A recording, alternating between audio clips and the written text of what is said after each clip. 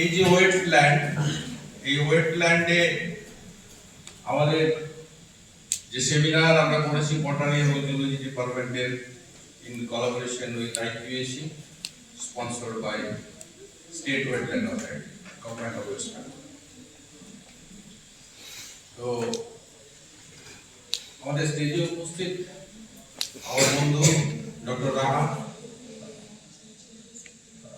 আমাদের zoology department এসটিবিউ এর doctor Mondal modak, sorry, আমাদের মহাশয়,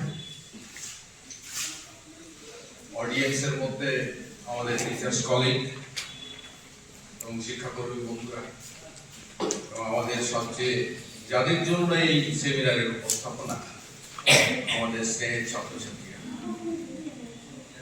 তো এখানে আমাদের এই ওয়েটল্যান্ডের উদ্দেশ্যটা কি বা ওয়েটল্যান্ড কি ম্যাডাম বলেছেন, স্যার বললেন, ওয়েটল্যান্ড এমন একটা সোসাইটির জায়গা যেটাকে আমরা বলি কিডনি অফ সোসাইটি। আমাদের বডিতে যেমন কিডনি থাকে, কিডনি যেমন আমাদের রক্তের বিভিন্ন রকম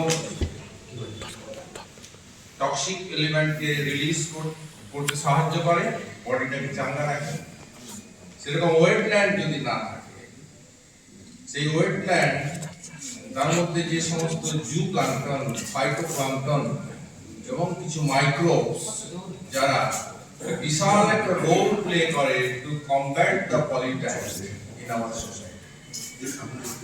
সুতরাং এই ওয়েটল্যান্ডকে বাঁচানোর জন্য আমাদের যে উদ্দেশ্য সেমিনারের মাধ্যমে, এখানে সেমিনারের কাদের জন্য সেমিনার, স্টুডেন্টদের টার্গেট অডিয়েন্স হচ্ছে স্টুডেন্টরা।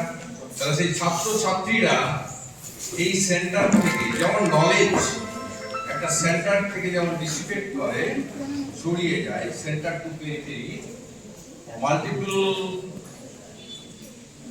জনের মাধ্যমে এটি ছড়িয়ে দেওয়া, এটাই হচ্ছে আমাদের সেমিনারের আজকের উদ্দেশ্য। আজকে বিভিন্ন এলাকা থেকে যে সমস্ত ছাত্রছাত্রীরা এসেছো, তারা তোমাদের এখান থেকে যে নলেজটা গ্যাদার করবে, ওয়েটল্যান্ড বাঁচানোর উদ্দেশ্য কি, ওয়েটল্যান্ডের উপকারিতা কি, ওয়েটল্যান্ড কিভাবে প্রোটেক্ট করা যায়, ওয়েটল্যান্ড থেকে যে আমরা খাদ্য সরিয়ে করি সেই সম্বন্ধে নলেজ তোমরা এখান থেকে গ্যাদার করবে। এবং আমি এই সেমিনারের উদ্দেশ্য সফলভাবে সেখানে যদি তোমরা নিজেদের এলাকায় এই কাজটা বিভিন্ন জনের মাধ্যমে ছড়িয়ে দিতে পারো, সেটাই হবে আমাদের এই সেমিনারের সার্থকতা। তো একজন স্টুডেন্ট বা এই 40-50 জন স্টুডেন্ট এই সেন্টারকে কেন্দ্র করে যে নলেজটা গ্যাদার করবে, সেটা তোমরা যদি ছড়িয়ে দাও, তাহলে তোমরা এই সেমিনারের সার্থকতা আমাদের কাছে আমরা সফল।